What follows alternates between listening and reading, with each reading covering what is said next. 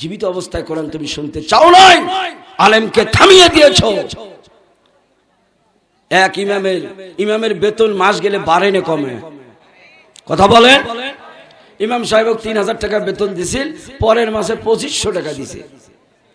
ইমাম মনে করছে হয়তো বা ক্যাশে হয়তো বা টাকা নাই, এই জন্য 500 টাকা হতে পরের মাসে হয়তো এটা পুষিয়ে দিবে। কিন্তু পরের মাসে দেখা গেল টাকা দিছে 2000। কত বাড়ল? কথা বলেন, কত বাড়ল? হ্যাঁ, 1500 বাড়ল,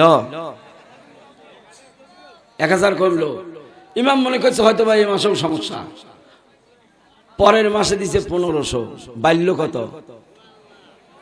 ইমামের তো ধৈর্য খুলে দিছি না, কেরে তো এটা আসলে ক্যাশে টাকা থাকার লক্ষণ নয়, এটা শয়তানি হচ্ছে।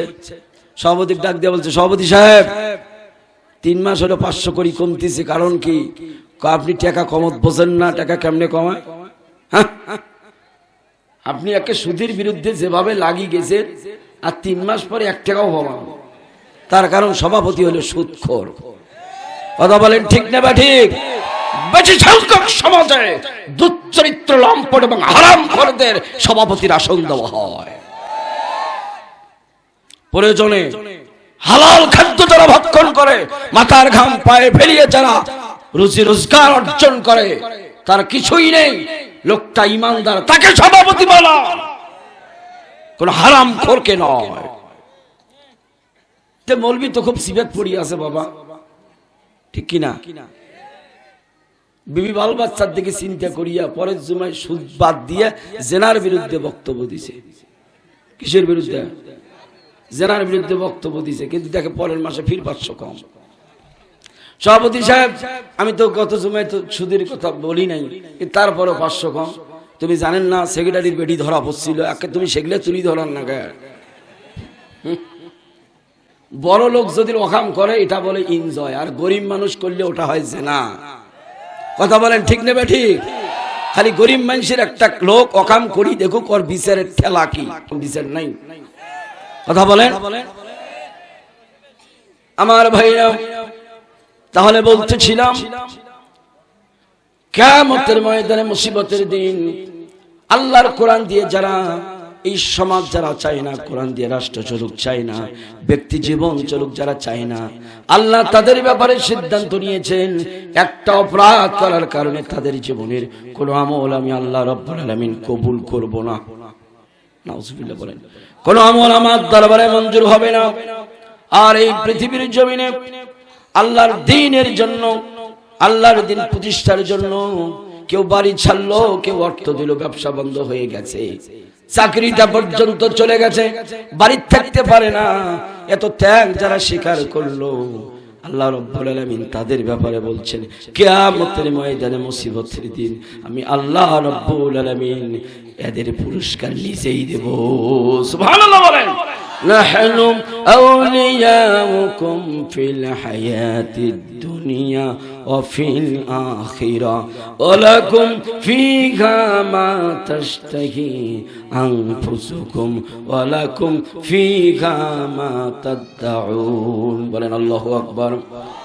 মৃত্যুর পর আল্লাহ বলবেন টেনশন নাই, আমি দুনিয়ার জমিনেও তোর অভিভাবক ছিলাম, আমাকে অভিভাবক মেনেছিস, আজ কিয়ামতের ময়দানে মুসিবতের দিন আমি তোর অভিভাবক। সুবহানাল্লাহ বলেন। আজ এই কিয়ামতের ময়দানে তুই যা চাস আমার কাছে আমি তাই দেব। আর যদি কিয়ামতের ময়দানে আমার কাছে কোনো দাবি করিস, আমি তোর দাবি পূরণ করব। সুবহানাল্লাহ বলেন।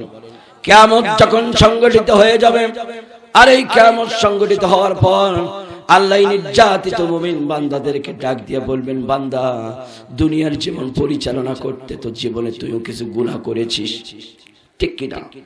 কেউ গুনার বাইরে নয়, আমরা প্রতিটা মানুষের জীবনে গুনাহ আছে, আছে রে নয়?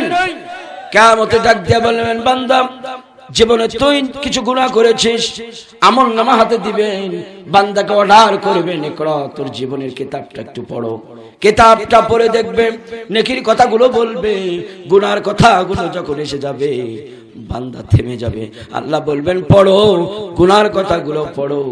গুনার কথাগুলো যখন পড়বে আল্লাহ বলবেন এই গুনাহগুলো কি তুমি করেছো? বান্দা বলবে হ্যাঁ আল্লাহ, এই গুনাহগুলো পাপগুলো আমি না বুঝে করেছি কিংবা বুঝেও করেছি। আল্লাহ সেই দিন বলবেন এই ব্যাপারে আজ কিয়ামতের ময়দানে আমার কাছে তুমি কি আশা করো? বান্দা সেই দিন বলবেন রব্বুল আলামিন কিয়ামতের ময়দানে তুমি আমাকে মাফ করে দিবেন, এই আশা আমি করি। সুবহানাল্লাহ বলেন। আল্লাহ সেই দিন ডাক দিয়া বলবেন সলিমউদ্দিন যা, এত যেমন ভরসা দুনিয়ার জমিনে আমার উপর যেমন তুই ভরসা করেছিস, আল্লাহ রাব্বুল আলামিনের কাছে পৃথিবীর জমিনে মুমিনরা কার উপর ভরসা করে? ওয়ালা রাব্বিহিম ইয়াতাওয়াক্কালুন, মুমিনরা সর্ব অবস্থায় আল্লাহর উপর ভরসা করে। ঠিক না ঠিক? দুনিয়ায় যেমন আমার উপর ভরসা করেছিস, আজ কিয়ামতের ময়দানে আমার উপর যেমন ভরসা করেছিস, যা আমি তোরে মাফ করে দিলাম। সুবহানাল্লাহ বলেন। এর চাইতে সফলতা আর কি হতে পারে? কথা বলেন ঠিক না ঠিক?